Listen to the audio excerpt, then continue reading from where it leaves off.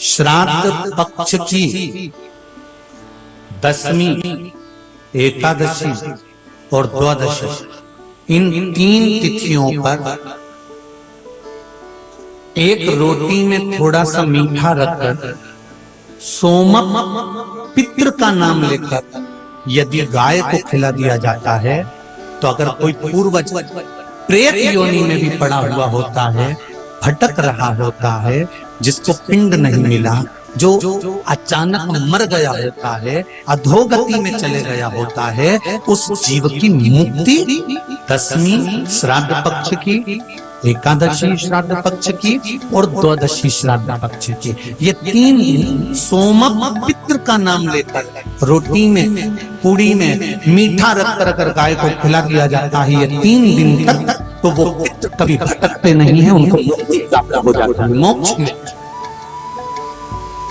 पितृपक्ष को हम समझे, किसी ने कहा नखून मत काटना, किसी ने कहा नया कपड़ा मत लेना, पितृपक्ष में 16 दिन नए कपड़े नहीं लेना चाहिए, कोई कहे ये नहीं करना चाहिए, कोई कहे मकान का मुहूर्त, कोई कहे ये मुहूर्त, कोई कहे वो मुहूर्त, कोई कहे अच्छा काम करने के लिए मत जाओ, अच्छा मंगल कार्य के लिए आगे मत बढ़ो। शिव महापुराण की कथा कहती है कि पितृ बुरे नहीं होते हैं,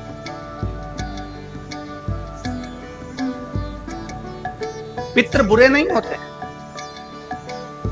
आज लोगों के मन में बड़ा भय हो जाता।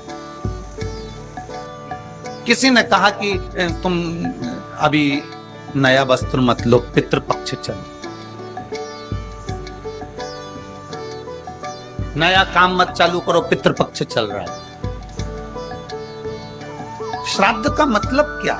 श्राद्ध का मतलब है आपकी पूर्ण श्रद्धा, आपका पूर्ण विश्वास, आपका पूर्ण भरोसा,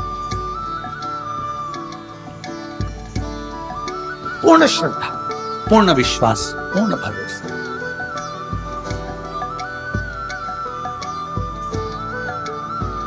पितृपक्ष श्राद्ध का समय गलत समय नहीं है।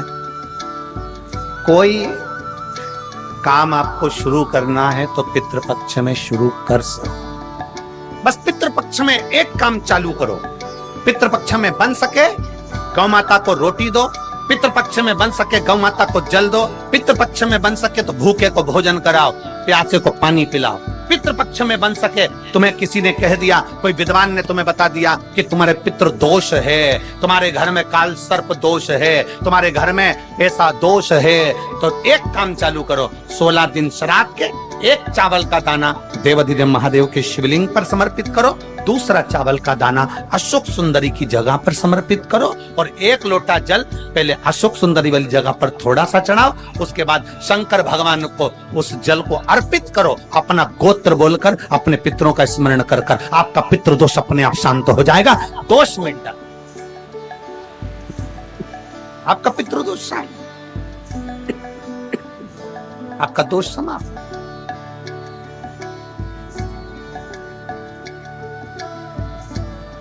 एक चावल का दाना शिवलिंग के ऊपर, एक चावल का दाना अशोक सुंदरी, और जल कहां चढ़ाना है? पहले जम के बोलो जरा, आवाज नहीं आई, जम के बोलो जरा, अशोक सुंदरी की जगह, और फिर जल कहां चढ़ाना है? शिवलिंग के ऊपर। शंकर बाबा क्या बोलकर?